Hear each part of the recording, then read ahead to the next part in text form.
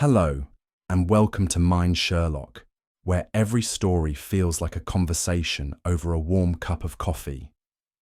Today, I bring you a brand new Sherlock Holmes mystery, filled with twists, clues, and clever deductions. Make yourself comfortable, and let's unravel the case together. And if you'd like, leave a quick comment and tell me where you're joining from. It's always a pleasure to know where our little detective community is tuning in from. Now, let's get started. It was on a particularly sullen morning in October, the fog clinging stubbornly to the window panes of 221B Baker Street, that I found Holmes seated in his armchair, staring at the empty fireplace with the sort of singular intensity one might reserve for a coded message or a particularly fiendish cipher. The mist outside had crept indoors, or so it seemed, for a damp chill hung about the room, curling like smoke through the air. His violin lay discarded upon the side table, the bow balanced precariously across its strings, as though interrupted mid-thought. A neglected breakfast tray, its contents barely touched, rested upon the corner of the desk. Holmes, so often immune to the mere inconveniences of weather, appeared unusually subdued by it. It was this unnatural quiet, more than anything else, that set my nerves on edge. For when Sherlock Holmes sits in silence, it is seldom the world that rests. I had come to recognize the signs of Holmes's agitation, like a sailor reads the weather. His fingers, stained faintly with ink and tobacco, tapped an erratic rhythm upon the armrest. His sharp gaze, normally focused and predatory, drifted absently across the room. With an audible sigh, he pulled an old case file from the bookshelf, leafing through its yellowed pages with none of his usual precision. "Nothing but mediocrity, Watson," he muttered, half to himself. "London has grown dreadfully unimaginative." Before I could offer either comfort or contradiction, a sound from the street below broke the silence. Rapid, hesitant footsteps, drawing closer. The footsteps halted just beneath our window, paused for a heartbeat, then resumed. Hesitant, uneven, as though the walker approached our door under considerable distress. I moved to the window, but the fog obscured all but the vaguest shadow. Holmes, already rising, gestured me aside. "Do you recognize that gate, Watson?" he asked. Nervous urgency, deliberate pause, and now... A heavy knock rang out, sharp and insistent. "Ah," Holmes smiled faintly. A man burdened by rank, too proud to run but too afraid to walk with dignity. Before I could respond, the door below creaked open, admitting our unexpected caller. Mrs. Hudson led the visitor upstairs, her expression a curious mix of disapproval and alarm. The man stepped into our sitting room, his entire figure swaddled in a heavy cloak that seemed intended to disguise both his face and stature. Trembling fingers clutched the edges of his hood, and though no words had yet passed his lips, the urgency of his predicament was written across every trembling gesture. Holmes's eyes gleamed with the spark of awakening interest.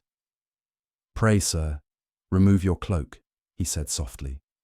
"You have already told me more than you intended, and I should rather like to see if the rest of you confirms my theory." The man had barely crossed the threshold when Holmes's deductions unfolded like a conjurer's trick, each revelation leaving me more astonished than the last. "You came directly from Whitehall, though not by carriage. Your boots betray a hurried walk across damp cobblestones. You bear a military bearing softened by diplomatic habit, suggesting a post within the palace. And judging by the inkstain upon your right thumb, you compose your own correspondence rather than entrust it to a secretary." The man staggered slightly, more from Holmes's words than any physical ailment. "How could you possibly—" Holmes waved a hand. "Details, my dear sir." The visitor removed his hood at last, revealing a face both distinguished and pale with worry. "Lord Alistair Pendleton," Holmes murmured, "keeper of the crown jewels, and a man who wears the scent of foreign perfume upon his sleeve." Holmes's smile sharpened. "This, Watson, promises to be delightful."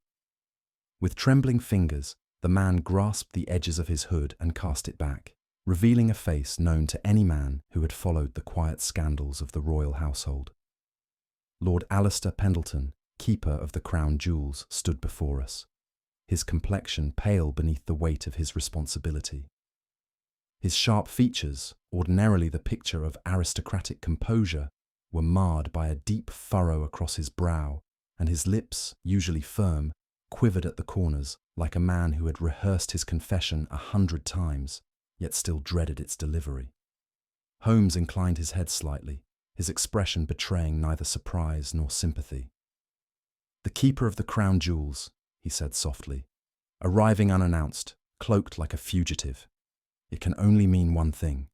You no longer know where they are." Pendleton exhaled heavily, the truth too heavy to deny. Lord Pendleton lowered himself into the armchair nearest the fire, though the warmth seemed to do little to ease his trembling hands. His voice, when it came, was tight and formal, as though clinging to protocol would somehow shield him from the enormity of his revelation. "The crown jewels," he began, "have vanished from the tower."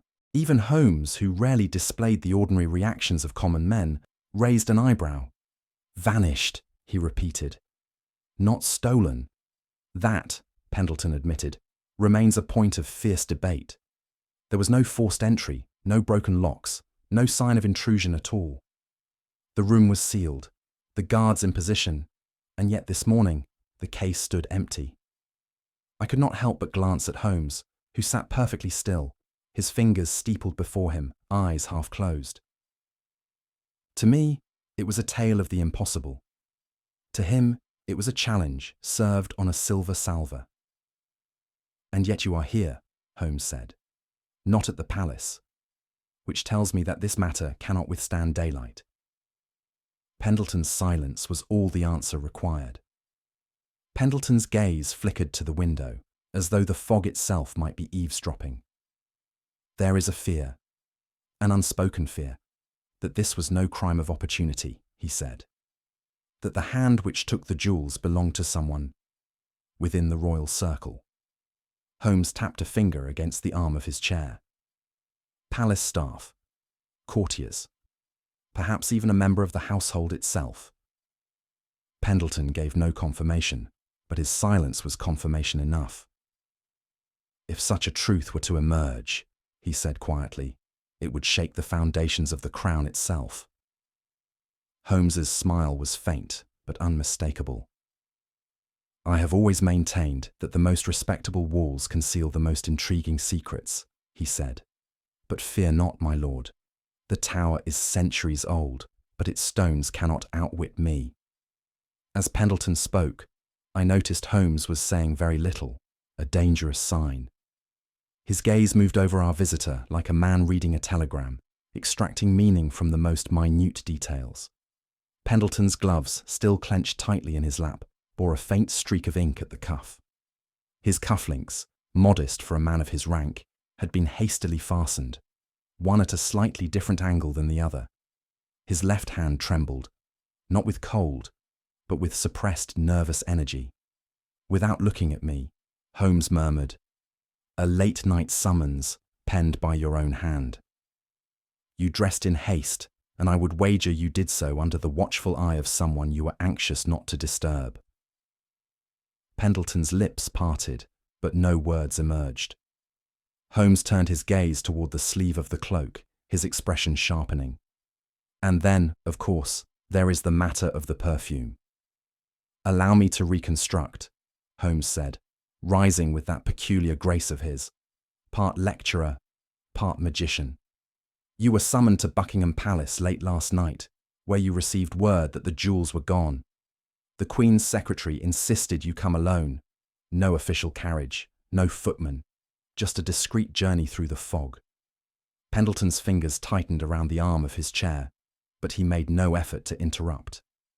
"On your return, you made a second stop, not to the tower, but to a modest establishment near Pall Mall, a perfumer's shop, if I am not mistaken."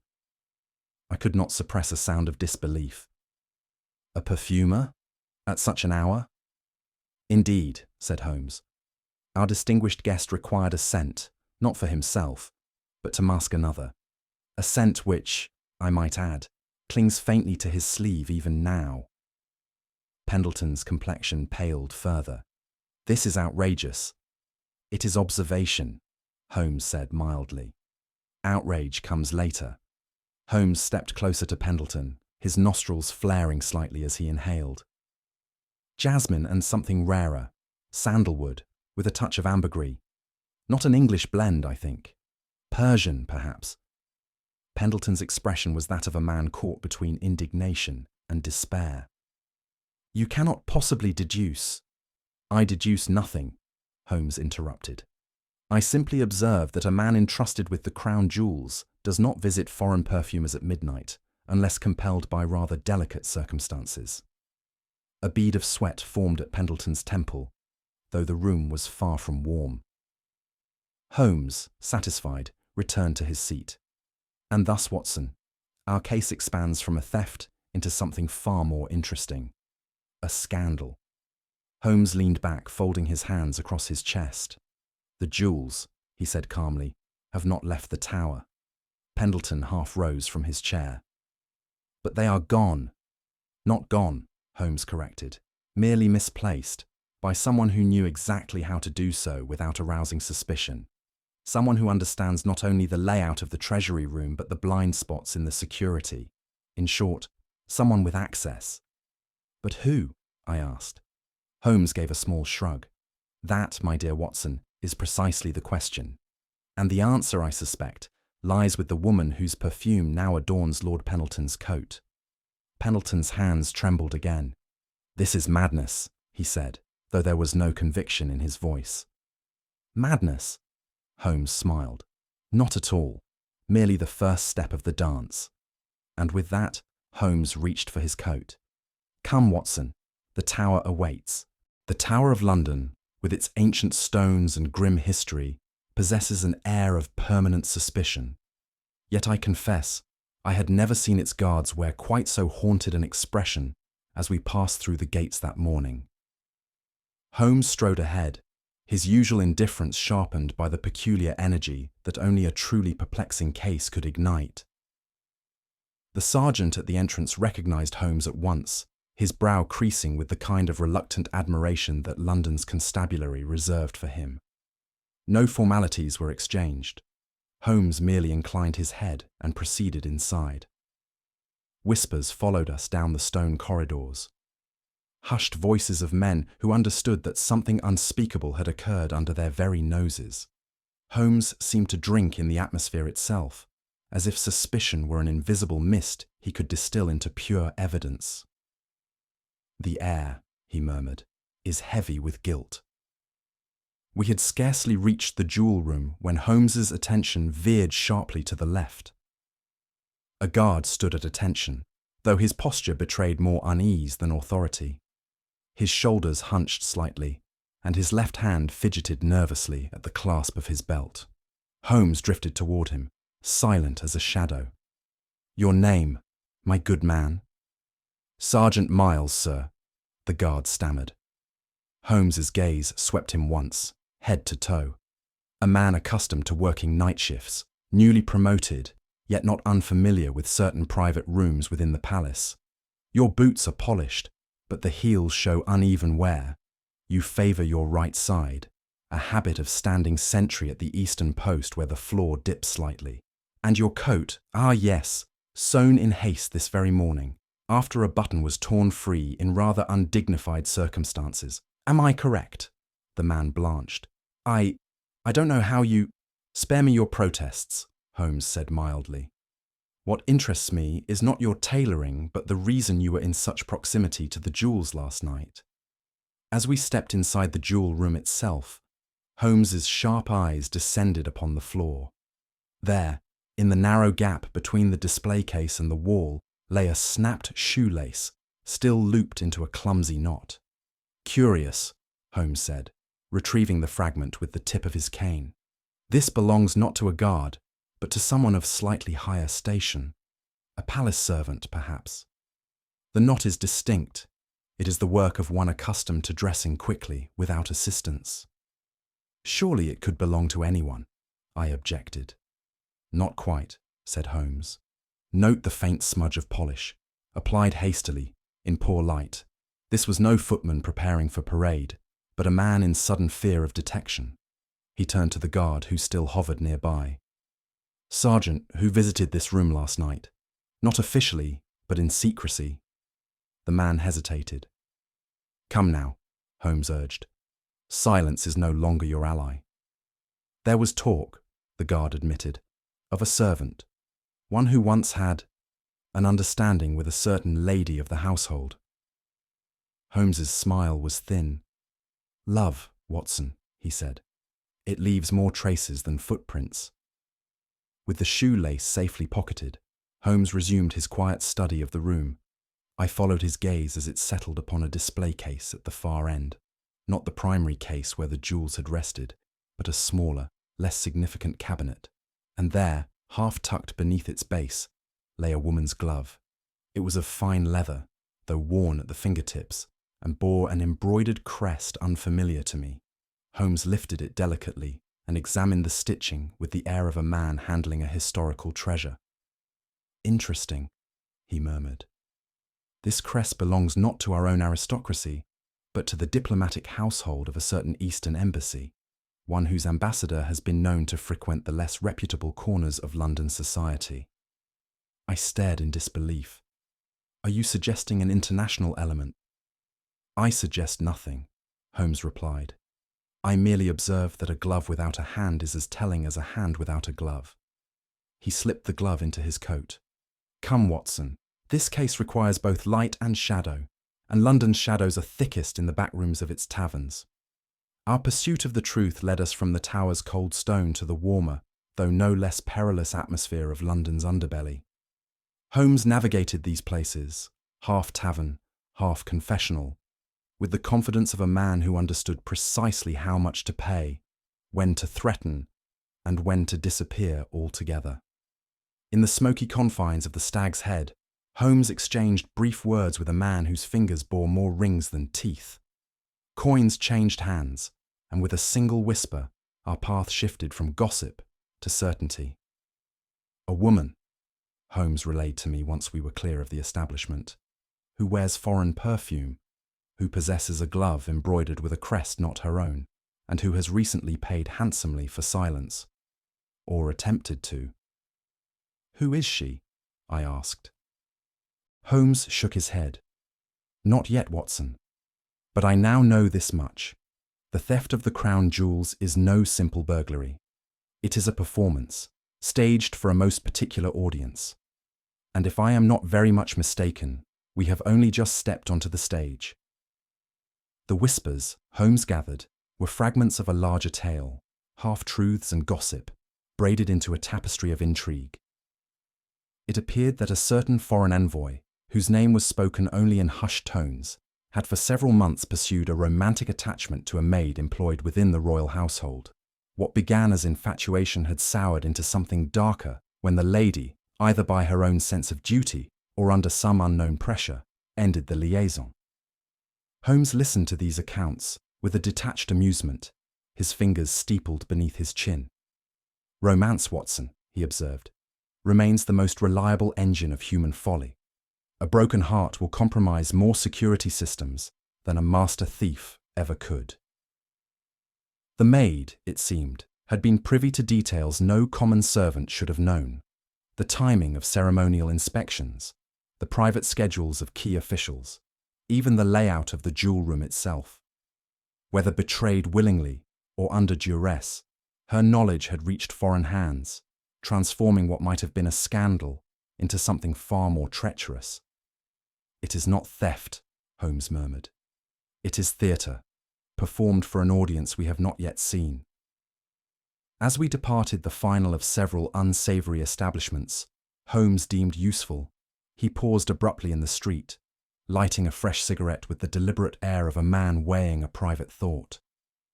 There is a particular elegance to the construction of this crime, he said, the layering of personal motive with political gain, the careful threading of clues that demand interpretation. This is not the work of an ordinary mind. He said no more, but the faintest smile tugged at the corner of his mouth, a smile I had seen only once before. After the scandal of Bohemia, when Holmes first spoke the name Irene Adler. Yet he offered me no explanation, no hint beyond the smile itself. The silence sat heavy between us, broken only by the distant cry of a carriage driver. Holmes turned sharply on his heel. "We are nearly there, Watson. Nearly." The portrait Holmes had begun to sketch was no clearer to me than a half-developed photograph. Each clue we gathered, the glove, the shoelace, the trembling guard, and the whispered affair, seemed to fit into the frame. Yet the overall image remained infuriatingly incomplete. Holmes, however, moved through it all with the serenity of a man assembling a puzzle he had solved long before. As we walked back toward Baker Street, I could no longer contain my confusion. "Holmes," I said, "are we investigating a theft, a conspiracy, or a lover's quarrel?" His only reply was a low chuckle. "All three, my dear Watson, and none of the above." He offered no further clarification, leaving me to wrestle with the implications in silence. Holmes's mind, I knew, worked several layers deeper than my own. Where I saw individual threads, he saw the full tapestry. And yet, there was something in his manner, a trace of uncharacteristic satisfaction, that told me the identity of the puppet master behind this affair was known to him already. The fog thickened around us as we walked, but I suspected the true fog lay within the case itself, a fog only Holmes could part. Holmes led me back into the treasury room with the air of a man retracing a conversation he had not yet finished. He ignored the display cases entirely, his gaze falling instead to the wooden panelling that lined the lower wall. With the tip of his cane, he traced a slow arc along the grain, pausing at one particular point where the wood met the stone floor. "Here," he said softly. "Observe, Watson. The finish along this seam is slightly different, newer varnish applied in haste. No workman with any pride would leave so clumsy a join." I crouched beside him, seeing nothing but a hairline crack, barely wide enough for a pin. Holmes, however, regarded it with the satisfaction of a man greeting an old acquaintance. "There is a compartment here," he said. "A room within a room. This is not a theft, Watson. It is a vanishing act." I could offer no reply before his fingers were already at work, testing the edges, seeking some hidden mechanism. His excitement was unmistakable, and I knew better than to interrupt the performance. Holmes had discovered a door no one knew existed, and with it, the first fracture in the tower's silence. Without flourish or ceremony, Holmes pressed the heel of his palm into the seam, and with a soft mechanical sigh, a narrow panel slid inward. Behind it lay a hollow space, precisely shaped to fit the crown jewels themselves. The setting was exquisite, lined with felt, the size calculated to the millimeter. It was unmistakably a hiding place designed with almost intimate knowledge of the jewel's dimensions. Holmes did not immediately retrieve the items. Instead, he stood back, hands clasped behind his back, regarding the hidden recess with something close to admiration. "You see, Watson," he said, "any common thief would have taken the jewels and fled. But this is not the work of a common thief. This is theatre, a magician's flourish performed within the heart of England's fortress." I stared at the compartment, my mind reeling. But who could have known this space existed? Surely no ordinary guard. "No guard at all," Holmes interrupted. "This compartment was not discovered. It was built, precisely for this purpose. And the one who built it understood the language of misdirection far better than any locksmith or mason." He leaned closer, and from the inner corner retrieved a small object, a perfume-scented handkerchief embroidered with a single initial. A. Holmes held the handkerchief up to the light, his expression unreadable. "Do you recall, Watson, the matter of the King of Bohemia and his misplaced photograph?" The memory surfaced at once. That extraordinary woman, Irene Adler, and the brilliant maneuver with which she had outwitted even Holmes himself. "But surely," I stammered, "she could have no part in this." "No direct part," Holmes said, "but the hand that built this compartment learned from her. or from someone of equal cunning. This is not merely a hiding place. It is a signature, a performance for my benefit, staged with all the subtlety of a duel. The realization dawned slowly. You mean this was designed specifically to draw your attention? Precisely. Holmes smiled faintly. The handkerchief is no accident. It is a calling card. The scent, the embroidery, even the manner in which it was placed. Whoever orchestrated this theft understood not only the value of the jewels, but the value of my curiosity. He folded the handkerchief neatly, returning it to his pocket. This, Watson, is not merely a crime. It is a message, and it is addressed to me. I knew Holmes well enough to recognize the particular gleam in his eye, a mixture of admiration and irritation that only surfaced when confronted with a mind worthy of his own. You are thinking of her, I said. Irene Adler. Holmes made no reply, though the faintest shadow of a smile crossed his lips. This method bears her fingerprints, he admitted, but it is not her hand at work. Then who? I asked. Holmes shook his head. That, my dear Watson, is the final piece of the puzzle, but the elegance of the construction, the deliberate misdirection, the use of romance and scandal as smokescreen, all of it sings of her influence. Could it be a disciple? I ventured. Someone she trained? Holmes's gaze drifted toward the open compartment, the scent of perfume still clinging to the air.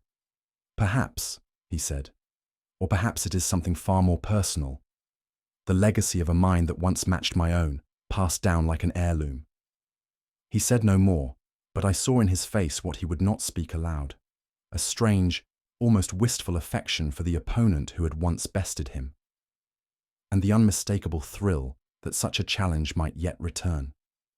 Holmes reached deeper into the concealed compartment, and when his hand re-emerged, it held not only the scent of perfume, but a slip of folded paper, its edges bearing the faint smudge of wax once used to seal it. Without a word, he unfolded the page, his brow lifting slightly as his eyes traced the lines written there. It was a letter, intimate, urgent, but curiously unfinished, as if the writer had abandoned it in haste. The ink, though hastily applied, showed no trembling hand. This was not a note scrawled in fear, but in purpose. Holmes passed it silently to me, and I read, My dearest A, the night draws near when all shall be set right, when the slight I have carried for so long will at last find its answer. You trusted me once, though you should not have, and now you shall trust me again, though you must not. When the hour strikes, know that the crown you guard so dearly has always belonged to me. The letter bore no signature, only the initials, E. Holmes's smile was both wry and knowing. It would appear, Watson, that this case has been personal from the very beginning. Observe, Watson, Holmes said, his fingers tracing the handwriting with something close to affection. The penmanship, elegant, but with the peculiar upward slant of a writer accustomed to composing in a moving carriage. The ink, continental, not English, with a distinct violet tint particular to the stationers of Vienna. And the phrasing, an unmistakable blend of personal and political grievance, woven so tightly together that they are inseparable. He paused, his gaze drifting toward the window as if seeking some distant horizon. This is not merely the hand of a jilted lover, nor a schemer hungry for ransom. This is the work of a woman whose heart was betrayed by both a man and a nation. A woman who considers the jewels not a treasure, but a debt unpaid. Holmes took up the envelope once more, holding it to the light. Hidden between the lines of the letter, visible only at a certain angle, were faint indentations, an additional message pressed into the paper without ink. With a soft chuckle, Holmes traced the impression. The real message, Watson, is not in the words themselves, but in their absence. He held the letter toward me, and there, beneath the final line, were 3 unmistakable characters. E. Adler. But Irene Adler, I began. Not Irene, Holmes corrected, his smile sharper now. Eva Adler, the niece of the only woman who ever outwitted me. And it would seem, he added, that the family talent has not diluted with time. Before I could utter my astonishment, Holmes folded the letter briskly and tucked it into his pocket, as though the matter were concluded. And that, my dear Watson, is the last you shall hear of her name, at least for now. But Holmes, I protested, surely if the niece of Irene Adler— My good fellow, Holmes interrupted, with that maddening composure that so often made me long to shake him, the name is of far less importance than the game she has chosen to play. Do you suppose for a moment that Eva Adler expected to succeed in escaping with the jewels? No, her aim was far more ambitious. She sought to lure me into the very center of her performance, to make me her audience, her critic, and her prize. There was, I confess, a flicker of admiration in his voice, a tone I had heard only once before, after the infamous incident of the photograph in Bohemia. And now? I asked. Now, Holmes said, the curtain rises on the final act, and we shall see whether the pupil has, at last, surpassed the master. He reached for his coat. Come, Watson, the next move is hers, but we shall be waiting. As we descended the stairs, my mind churned with questions Holmes seemed determined not to answer. There was a peculiar quality to his silence, a secret satisfaction, as though some private wager had been won. You knew, I said at last.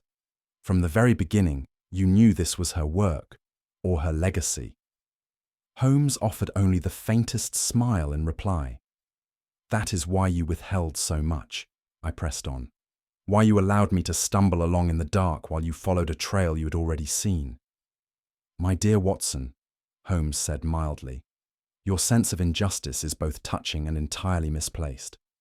I have withheld nothing that you could not have discovered for yourself, had you chosen to see rather than merely observe. It was a familiar rebuke, but this time it carried a weight I could not dismiss. For the first time in our long association, I wondered, not whether Holmes was concealing facts, for that was his habit, but whether he was concealing something far more dangerous, the truth of his own heart. For Holmes had spoken often of justice and occasionally of honor, but of love, never once.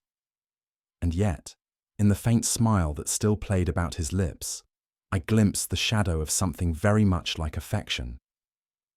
The return to Baker Street was a quiet one, for Holmes had withdrawn into one of his profound silences, the sort that I had come to recognize as both portentous and dangerous. His long fingers drummed soundlessly on the arm of his chair, his gaze fixed not upon the room, but somewhere far beyond it, where the threads of his plan were already weaving themselves into shape. I knew better than to interrupt such moments. Holmes in his silence was like a violin string held taut. A single word might either loose the music or snap the string altogether. And so I waited, while the fire burned low and the clock counted out each passing quarter hour. At last, without turning his head, Holmes spoke. We shall return to the tower tomorrow morning. For further investigation? I asked. No, said Holmes. For a recovery. Recovery? I repeated. But the jewels? Precisely, Watson. They are still within the tower, as we know. But by announcing that they have already been found, we shall see who steps forward to object. I could not help but smile, half in admiration, half in dread. Holmes was setting a trap, and the bait was the truth itself. The following morning, Holmes's plan unfurled with the same theatrical precision that so often left me both astounded and exasperated. He dispatched telegrams to every major newspaper in London, boldly announcing that Sherlock Holmes had personally recovered the crown jewels, and that they would be returned to public display in a special ceremony at the Tower within the hour. But that is a lie, I protested, as the messengers departed. Holmes gave me a look of mild reproach. A temporary untruth, Watson, in service of a greater clarity. But if the jewels are still hidden, then someone will object, Holmes said, and that someone will reveal far more than they intend. And so we returned to the Tower, where the announcement had already drawn a modest crowd, journalists eager for spectacle, dignitaries desperate for reassurance, and a scattering of ordinary Londoners who never missed a chance to witness the improbable. Holmes stood beside Lord Pendleton, whose expression hovered between gratitude and confusion. Holmes spoke briefly, of security restored, of national honour preserved, but I noted his eyes rarely left the perimeter of the crowd. Somewhere among them, he murmured to me, stands a player unwilling to let the curtain fall. And so the trap was laid, baited not with jewels, but with pride. As the ceremony proceeded, my own attention drifted uneasily across the gathered faces. Most were known quantities, reporters I had seen in every courtroom and scandal of the past decade, government officials whose pride in their frock coats exceeded their actual responsibilities. Yet at the very edge of the assembly stood one figure who commanded no attention but Holmes. The figure wore a long cloak of heavy fabric, its hood drawn low, the posture deliberately unobtrusive, yet too deliberate by half. Where others craned their necks to glimpse the display case where the missing jewels should have been, this figure stood perfectly still, watching only Holmes. "Do you see, Watson?" Holmes murmured. "There stands a woman who has come not to witness the recovery but to prevent it." "But if the jewels remain hidden," I began. "Precisely," said Holmes. "Her presence here proves what I suspected. The only outcome more dangerous to her than capture is being rendered irrelevant." The veiled figure took a step forward, then another, until I could almost see the gloved hand that protruded from the cloak's folds, a hand that trembled not with fear, but with suppressed laughter. The moment came without fanfare. As Holmes turned to receive some formal word of thanks from Lord Pendleton, the veiled figure moved closer, paused at the edge of the dais, and let fall a single folded slip of paper. It landed almost tenderly at Holmes's feet. Holmes stooped to retrieve it, his expression unreadable, though the glint in his eye betrayed a flicker of amusement. He unfolded the note and passed it silently to me. I recognized the script at once, the same elegant hand that had addressed Lord Pendleton, but now laced with playful malice. "The curtain rises, Mr. Holmes. Shall we dance once more?" There was no signature, only the same familiar initials. E.A. "She's here," I exclaimed. "Of course," said Holmes. "The performance would hardly be complete without an audience, and who better to watch me stumble than the architect of the stage?" "But surely we should—" Holmes tucked the note into his breast pocket. "No, Watson. Pursuit would be pointless. Eva Adler came not to escape, but to be seen. She has left her message, and with it, the advantage, for now." And so Holmes stood, hands clasped behind his back, a smile half hidden by his collar, while the veiled figure vanished once more into the shifting fog beyond the gates. Without a word of warning, Holmes launched into pursuit. I had scarcely bent to retrieve my hat when his lean figure darted through the outer gate of the tower and disappeared into the thick London fog. I stumbled after him, my boots striking unevenly against the cobbles, the damp air curling into my lungs like cold fingers. "Holmes!" I cried, though I knew well enough he would not answer. When Holmes gave chase, conversation was a luxury for the less determined. The figure ahead, the veiled woman, Eva Adler, moved with surprising swiftness, weaving through narrow alleys with the grace of someone who knew each twist and turn. Holmes followed without hesitation, his pace relentless, his coat flaring behind him like a signal flag in the mist. For my part, I floundered. My revolver, though habitually carried, was useless in such conditions, and more than once I lost sight of both pursuer and pursued. Only Holmes's occasional sharp whistle, a private signal known only to the two of us, allowed me to stumble blindly in the right direction. The fog thickened as we neared the Thames, the air dense with the scent of water and coal smoke. Holmes, always several paces ahead, moved with the unerring instinct of a bloodhound, drawn not by scent, but by the lure of intellect, the irresistible need to corner a mind as brilliant as his own. At the very lip of a crumbling dock, Holmes halted, his arm outstretched to block my path. The veiled figure stood before us, her back to the water, her breath coming in visible clouds. Slowly, deliberately, she raised her hands to her hood and drew it back. The resemblance struck me like a blow. Though younger than the woman I remembered, she bore the unmistakable Adler cheekbones, the same defiant poise, and that smile, half amusement, half challenge, that had once unseated the great Sherlock Holmes himself. "Countess Eva Adler," Holmes said softly, as though greeting an old acquaintance. "My aunt spoke of you," the young woman replied. "Often, with amusement and respect." The words were almost cordial, but there was a steel beneath them, the glint of a blade hidden beneath silk. She neither pleaded nor threatened. She merely stood, her presence the message itself. Holmes's eyes never left hers. "You led us a fine chase," he said, "but you knew I would find you. That was the point, was it not?" She smiled, a smile that belonged neither to innocence nor guilt, but to something altogether more dangerous, a mind that played games for the joy of the play itself. The conversation that followed was unlike any I had witnessed before. It was not an interrogation, nor was it confession. It was, instead, a duel without swords. Two minds circling one another, each feinting and parrying with words alone. "You built the compartment," Holmes began, his tone almost approving. "A masterpiece of concealment, but more importantly, a signature meant for me to find." "I knew you would admire it," Eva said. "And if you had not, you would not be the man my aunt respected." "Yet admiration was not your goal," Holmes countered.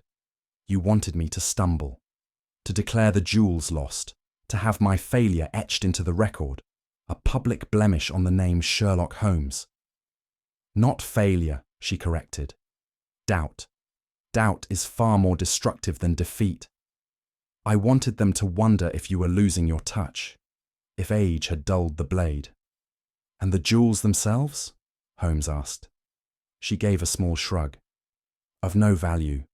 Their real worth was in their legend, and in the legend of the man who failed to find them." Holmes inclined his head slightly, a gesture I had only seen him reserve for the rarest of opponents, those who could not outmatch him, but who understood the game itself. "Yet here you stand," Holmes said, "caught." "Only if you choose to call me so," Eva replied, "and I think you will not." There was a pause, a silence brimming with unspoken understanding. In that moment, I realized the trap had not been Holmes's alone. Eva Adler had set her own, not to escape, but to be seen, to measure herself against the man who had once measured her aunt. Throughout this exchange, I stood useless, catching only fragments of meaning, my mind spinning in a fog thicker than any that blanketed the Thames. The words they spoke belonged to a language I could not fully understand, the language of brilliant minds who saw the world not as a set of facts, but as a living puzzle. What I did understand filled me with both awe and frustration. Holmes had known, from the moment the client crossed our threshold, that this case was never about jewels at all. It was about legacy, about unfinished business written in the margins of his own past. And I, as ever, had been left to chase his shadow, a faithful hound trailing his master's scent. Even so, I could not shake the feeling that Holmes, for all his brilliance, had stepped into something far deeper than deduction, something personal, something that stirred the heart he so often pretended not to possess. Holmes turned to Eva Adler with a smile not of triumph, but of respect, the rare kind he reserved for adversaries who understood the game as well as he did. "You are your aunt's heir in every sense," he said. "She was the only one who ever beat me. You have not done so today, but you came closer than anyone has in years." Eva inclined her head, accepting the compliment with quiet dignity. "My aunt said you would be kind, even in victory. That too she respected." Holmes's smile faded slightly, replaced by something more reflective. "Irene Adler was, and remains, the woman. You may carry her name, but you have yet to earn her crown." Eva's expression did not falter. "Then perhaps, Mr. Holmes, you should be careful where you leave your crown, lest someone cleverer than I come to claim it." For a moment, I almost believed Holmes would let her go. There was a kinship between them, a shared understanding that surpassed law and crime. They were not hunter and quarry. They were players, bound by the rules of a game only they could see. Holmes took a single step back, clearing the way for Eva to pass. "Go," he said softly. "The police would only bungle your arrest, and besides, the crown jewels have already been found." Eva hesitated only a moment before she turned, her cloak folding around her like the closing curtain of a stage. With a final glance, not at Holmes, but at me, she vanished into the mist. "Holmes!" I burst out. "She is neither thief nor threat," Holmes said calmly. "She is a student playing her first master game, and she lost. That is punishment enough. But the law is a blunt instrument, Watson, unsuited for affairs of art." Holmes settled his hat upon his head. "And make no mistake, tonight's performance was art." As we turned back toward Baker Street, I could not help but wonder where Holmes drew the line between justice and admiration, or if such a line existed at all. It was close to midnight by the time Holmes and I stepped once more into the familiar warmth of 221B Baker Street. The fog still clung to our coats, and the chase had left me breathless. Yet Holmes moved with the calm serenity of a man who had merely concluded an afternoon's chess match. He eased into his armchair, fingers steepled before him, his gaze fixed not on me, but upon the flickering embers in the grate. I had seen him in this posture before, after the Milverton affair, after the curious tragedy at the Abbey Grange, and knew it to signal the final unravelling of the case within his mind. I could not bear the silence long. "Holmes!" I burst out. "Will you at last explain? You knew from the very beginning, didn't you? About Eva Adler, about the jewels, about all of it." He turned his head slightly, a smile tugging at the corner of his mouth. "Come now, Watson. Surely you had some suspicions of your own." I opened my mouth to reply, but Holmes had already leaned forward, eyes glittering, ready to dissect the evening's events with that peculiar blend of intellectual arrogance and playful indulgence which only he could achieve. "It began," Holmes said, "the very moment Lord Pendleton crossed our threshold. There was something on his sleeve, faint but unmistakable." I cast my mind back to that first meeting, recalling how Holmes had sniffed the air with that curious habit of his, as though the very atmosphere whispered secrets to him alone. "Perfume," Holmes continued, "a scent both foreign and familiar, Bulgarian rose with a hint of ambergris. It is a fragrance produced only by a particular perfumer in Vienna, one whose clientele includes certain notable women of European society." I stared at him. "But how could you have known that the perfume belonged to Eva Adler?" "I did not," Holmes replied. "Not then. But the scent itself told me two things: that our client had been in close proximity to a woman of refinement, and that this woman was no stranger to intrigue." He leaned back, fingertips pressed together. "The scent was not worn for his pleasure, Watson. It was worn as a signature, a deliberate mark left for me to find. Eva Adler did not stumble into this affair by chance. She announced herself from the very beginning." "You may recall," Holmes continued, "that I remarked upon Lord Pendleton's agitation, but not as a man terrified by professional disgrace. His fear was more personal. I remembered well enough the trembling hands, the darting eyes, the insistence on secrecy that seemed to exceed the situation. A lover's fear," Holmes said, "not for his own safety, but for the revelation of an indiscretion. And what, Watson, do we find upon arriving at the tower? A woman's glove, embroidered with a crest no English woman would bear. Our perfume-wearing visitor had left another calling card." "You suspected Eva Adler at once," I said. "I suspected a woman of her temperament, Training and audacity, Holmes corrected. Her identity remained uncertain until the hidden compartment revealed its prize, the letter signed EA. Even then, it could have been any number of women with those initials. But the construction of the hiding place, that was the true confession. His fingers tapped against the armrest, the ghost of a smile flickering across his face. It was a performance, Watson, staged not for wealth or revenge, but for my benefit. Eva Adler had no interest in the jewels themselves. Her real prize was my attention. The construction of the false compartment, Holmes explained, was no ordinary feat. It required not only architectural cunning, but a mind familiar with the psychology of misdirection, someone who knew exactly how I would investigate such a crime. I could not help but marvel. But how could Eva Adler possess such knowledge? Because it was not hers alone, Holmes said. The technique, the precise placement of the panel, even the subtle irregularity meant to draw my eye. These were all flourishes borrowed from Irene Adler herself. You will recall the curious safe behind the portrait in the affair of the Bohemian photograph. I nodded, memory stirring. The same principle applied here. Eva did not merely hide the jewels. She recreated the puzzle her aunt once used against me. It was not a theft, Watson. It was an homage. I shook my head in disbelief. But to what end? Holmes smiled faintly. To lure me in. To force me to see not just the crime, but the criminal. Every clue was a breadcrumb laid with intention. Not to evade me, but to lead me directly to her. His voice softened. It was not greed, nor even revenge, Watson.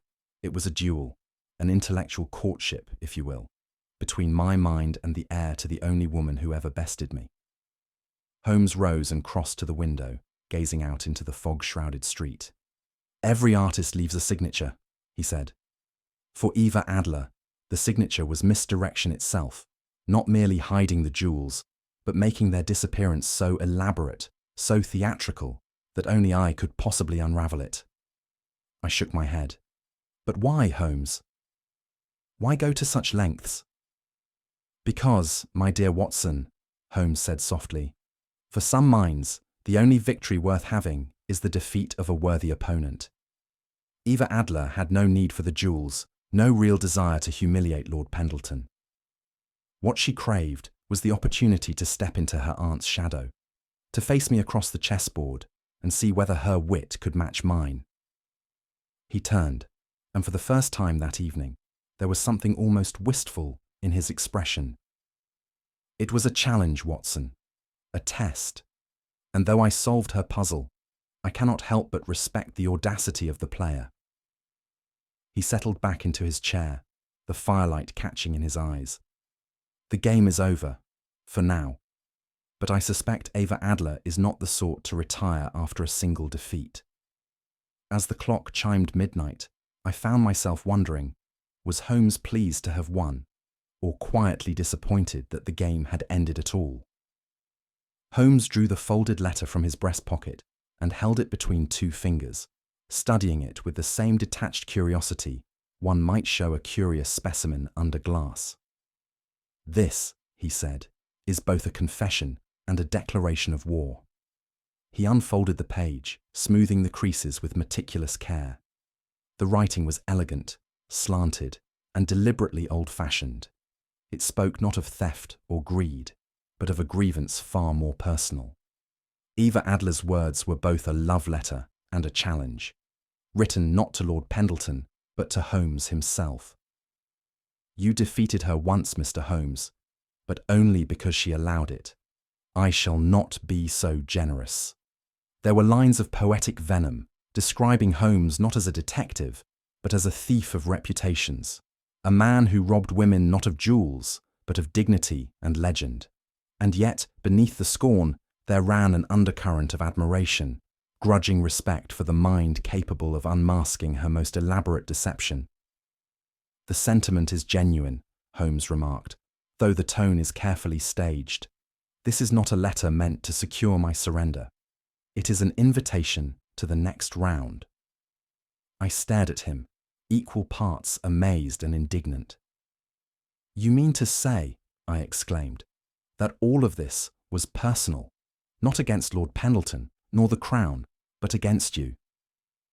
"Of course," Holmes said mildly. "Who else could possibly be worth the trouble?" I could no longer contain myself. "And you knew this from the start?" I demanded. "From the very moment that poor devil Pendleton walked into our rooms, you knew the true game at hand?" Holmes steepled his fingers and gave me the serene smile of a man watching a child puzzle over an arithmetic problem. "Not from the very first, my dear Watson, but soon enough." "And yet," I sputtered, "you chose to leave me blundering in the dark. Again." "Not the dark, Watson, merely the shadows." He leaned back, stretching his legs before the fire. "I find your gradual illumination so much more satisfying than sudden enlightenment. And besides," he added with a glint of humour, "if I had told you everything at once, you would have had nothing to grumble about now." "One day," I muttered, "your taste for theatrical mystery will be the death of me." "Let us hope not," said Holmes. "You are too useful by far, particularly when the narrative requires an incredulous witness." I could not help but laugh, though I suspect my laughter carried more resignation than amusement. Holmes rose and stood by the window, hands clasped behind his back, gazing out into the London night. "There is something peculiar about inheritance, Watson," he said quietly. "The wealth of a parent can be squandered by a foolish child, but the brilliance of a mind can pass down unspoiled." I knew instantly to whom he referred. "Irene Adler," I said. "The woman," Holmes corrected. "The only one who ever outplayed me, and did so with both grace and humour. I have crossed swords with criminal masterminds, but none who understood the game as she did." "And Eva?" I asked. Holmes turned, his face illuminated by the flickering light of the hearth. Eva Adler inherited more than a name. She inherited the hunger, the desire not for wealth nor power, but for a mind equal to her own. She does not seek to win. She seeks to match. There was no sentiment in his voice, only the clinical detachment of a man observing an intellectual phenomenon. Yet I knew Holmes well enough to sense the subtle warmth beneath his words, the rarest currency he could offer: respect. I cleared my throat. "And yet, Holmes, you let her go." He arched a brow. "Should I have turned her over to Lestrade? Imagine, Watson, the farce of it. Scotland Yard attempting to prosecute a crime where nothing was stolen and no one was truly harmed." "But she deceived the Crown," I protested, "and endangered Lord Pendleton's reputation." "Lord Pendleton will recover," Holmes said briskly. "His greatest crime was poor judgment in the company he kept, and I dare say that particular sin is widespread in his circles." He poured himself a small measure of brandy and turned toward me, glass in hand. "You see, Watson, it is not every day that one encounters a mind sharpened not by greed or malice, but by the simple love of the game. To trap such a creature would be an act of vandalism, like catching a nightingale to keep in a cage." He raised his glass in silent salute. "Eva Adler is a worthy opponent, not a common thief, and the world is too full of mediocrity to waste such brilliance on a prison cell." I could think of no response. For once, Holmes's peculiar sense of justice rendered me speechless. The clock struck 1, and Holmes settled back into his chair with a sigh of deep satisfaction, as though the evening's events had been no more than a particularly fine meal. "And so," I said, "we return to our quiet life, until the next nobleman comes knocking with some scandal or another." Holmes smiled faintly. "Do not be so sure, Watson. The Adler women have a habit of lingering." He reached into the pocket of his dressing gown and withdrew a second envelope, identical to the first. "This arrived while we were at the Tower," he said. "No stamp, no postmark." I leaned forward, and Holmes passed me the envelope. It contained a single line. "Until we meet again, Mr. Holmes." There was no signature. None was required. Holmes stretched out, his eyes half-lidded, the familiar hint of amusement tugging at his mouth. "The game," he said softly, "is far from over." And with that, he reached for his violin, and I knew the case of the stolen crown jewels had ended, not with arrest or applause, but with a single note that would echo long into the night. It is one of the many peculiarities of Sherlock Holmes that his sense of justice rarely aligns with the courts of law. I have seen him unravel cases of blackmail, theft, and even murder, only to quietly close the door on prosecution when the guilty party showed, in Holmes's eyes, some flash of brilliance or curious nobility. That evening, as I sat across from him, watching him brood over the embers in our hearth, I could not help but marvel at the strange code by which my friend lived. Ava Adler had committed a crime against the crown itself, yet Holmes had let her slip away into the mist like a phantom who had left nothing behind but a challenge and a smile.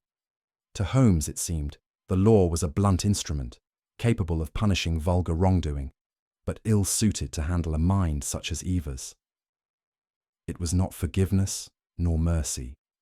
It was, in some strange way, respect.